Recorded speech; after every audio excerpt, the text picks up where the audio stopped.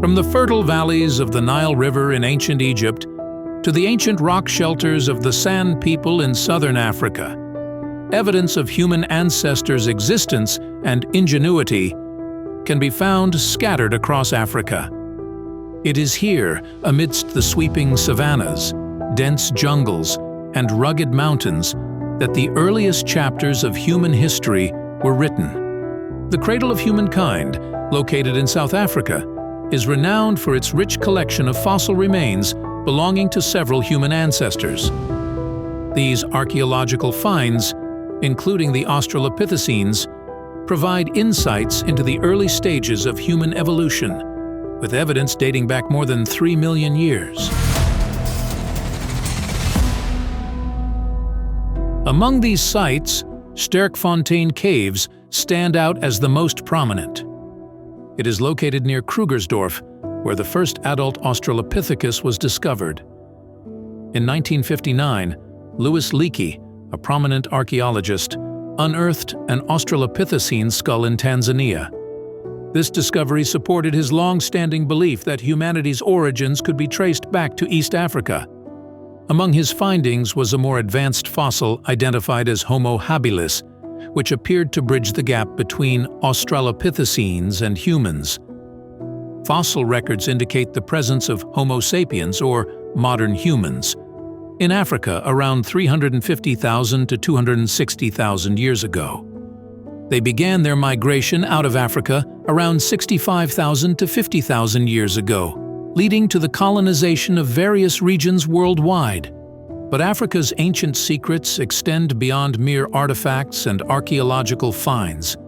Embedded within its oral traditions, passed down through generations, are stories of creation, heroism, and wisdom. These tales, told around campfires and passed from elder to child, provide invaluable insights into the beliefs, values, and cultural practices of ancient African societies.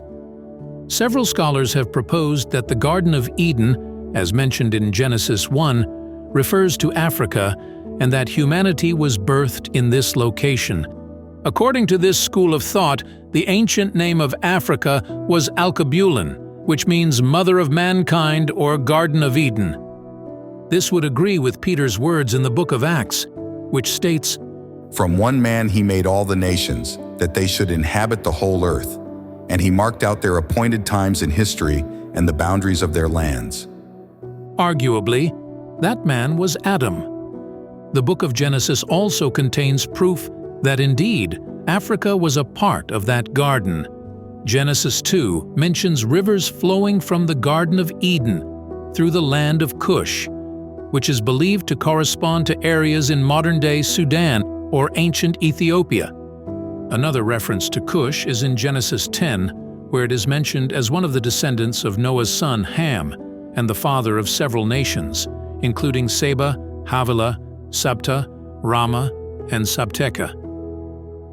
Throughout the Old Testament, Cush is depicted as a wealthy and powerful nation known for its abundance of resources and influence in the ancient world.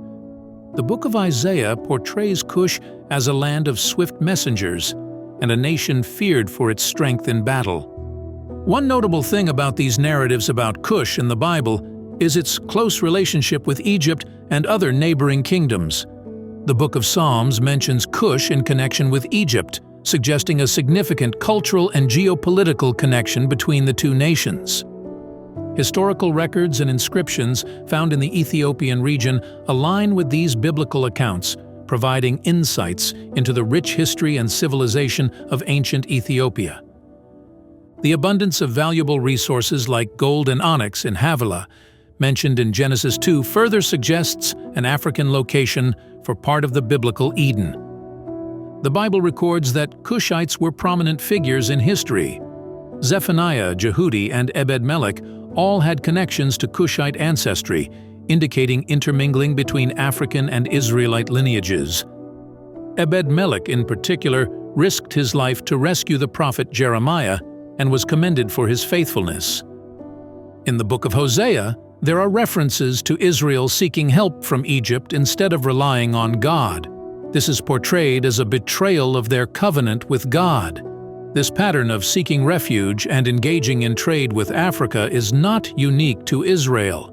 As far back as 3000 BCE, Mesopotamians sought sanctuary and traded for gold dust in Africa. Abraham, during a famine, sought sustenance in Egypt to avoid starvation. Joseph and Jacob also found refuge in Egypt, ensuring their family's survival. Oftentimes, ancient Africa was presented as an uncivilized and dark race, but this was far from true. Numerous kingdoms and empires existed all over the continent, each wielding regional and political influence.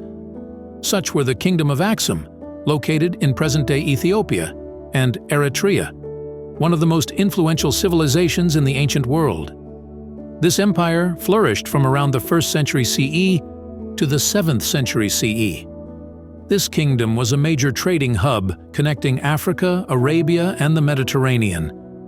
Axumites were skilled sailors and traders, exporting goods such as ivory, gold, and incense.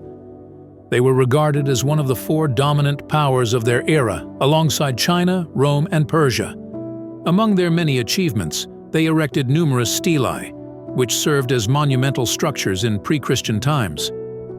Among these, the most renowned is the obelisk of Axum, towering at 79 feet tall. This ancient monument, over 1,700 years old, still stands today in Axum, Ethiopia.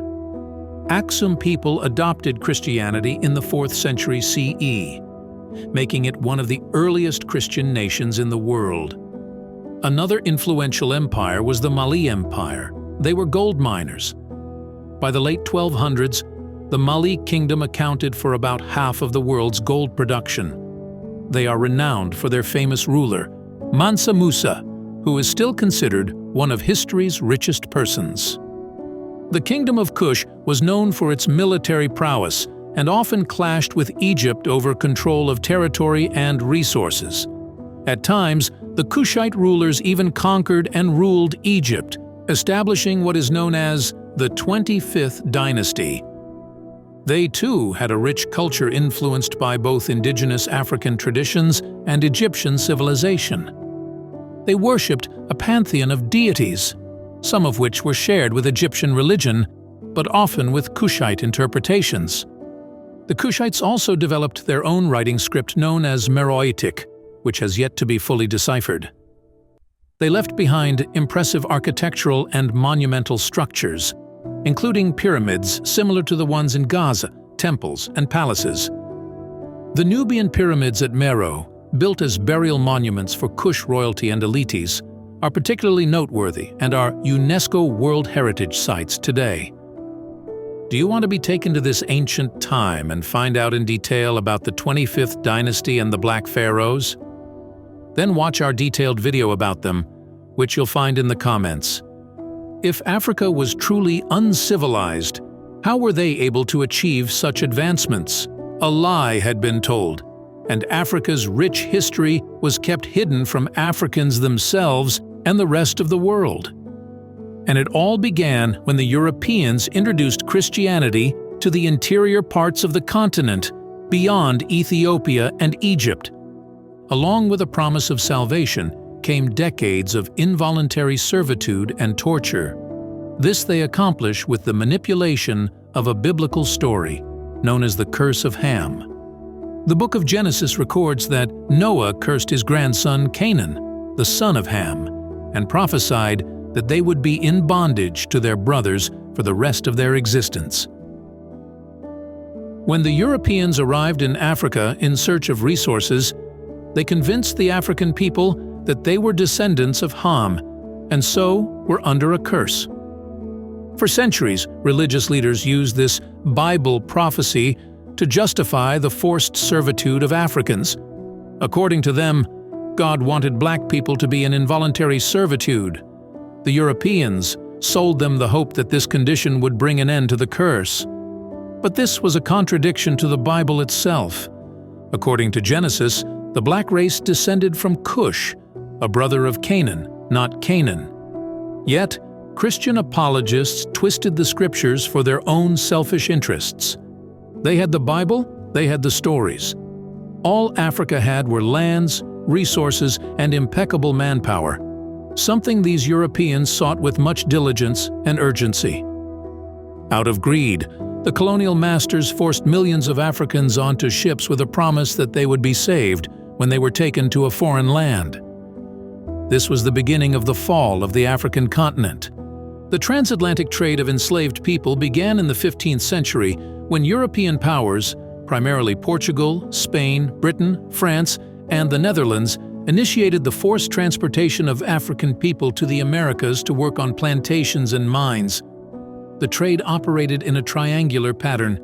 European ships sailed to Africa loaded with goods such as textiles, firearms, and alcohol, which were exchanged for people in bondage. The people were then transported across the Atlantic Ocean in brutal conditions known as the Middle Passage. In the Americas, they were sold into forced servitude, and the ships returned to Europe laden with products like sugar, tobacco, and cotton. Interestingly, the masters were known to be good Christians.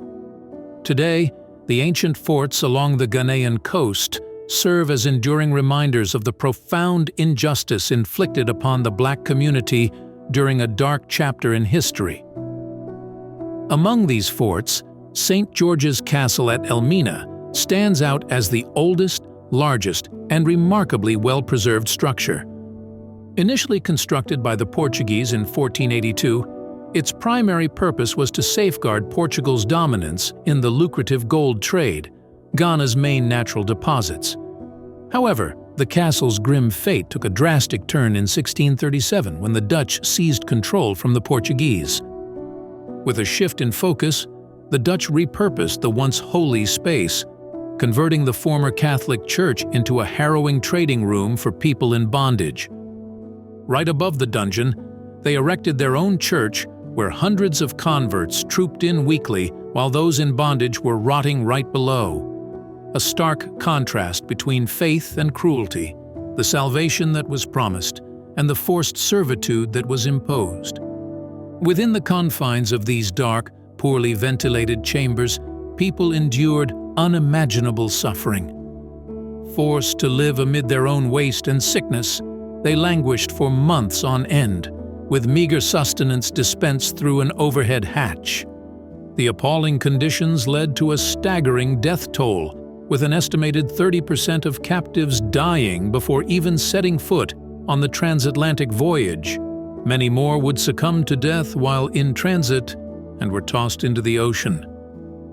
The impact of forced servitude on Africa was profound and multifaceted. Economically, the trade disrupted local economies and societies by diverting human resources away from agriculture, industry, and commerce. Entire communities were destabilized as able-bodied individuals were captured and sold into forced servitude, leading to labor shortages and decreased productivity. Socially, it contributed to the fragmentation of African societies as rival groups engaged in warfare to capture individuals for trade. Families were torn apart, cultural traditions were disrupted, and societal bonds were weakened. Politically, it facilitated the rise of powerful African kingdoms and empires that profited from selling captives to European traders. These kingdoms often became dependent on the trade for wealth and military power, perpetuating cycles of violence and instability.